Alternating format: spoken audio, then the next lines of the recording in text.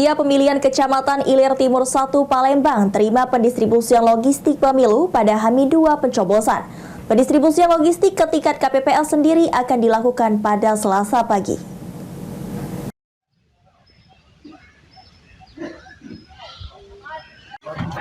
Dari pantauan PAL TV pada Senin 12 Februari 2024, PPK Ilir Timur 1 Palembang mulai menerima pendistribusian logistik yang langsung disimpan di Gedung Persada Kecamatan Ilir Timur 1 Palembang. Ketua PPK Ilir Timur 1 Alfian mengatakan, logistik pemilu tiba di PPK Ilir Timur 1 pada Senin pagi secara lengkap tanpa kendala, dan saat ini masih dilakukan pengecekan. Ditargetkan pengecekan dan penyimpanan logistik selesai pada hari Senin malam.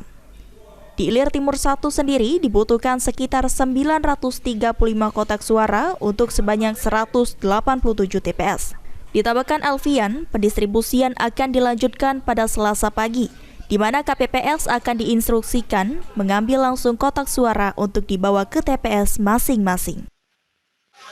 Untuk IT1 sendiri kebetulan baru masuk pagi ini, dan ini masih kita checklist kotak suara apa yang sudah kita terima ini di sesi pertama ini, karena masih akan ada sesi berikutnya.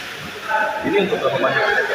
Kalau di IT1 sendiri itu ada 187 TPS, berarti ada sekitar 935 kotak suara yang akan kita terima. Sandi Pratama, PAL TV.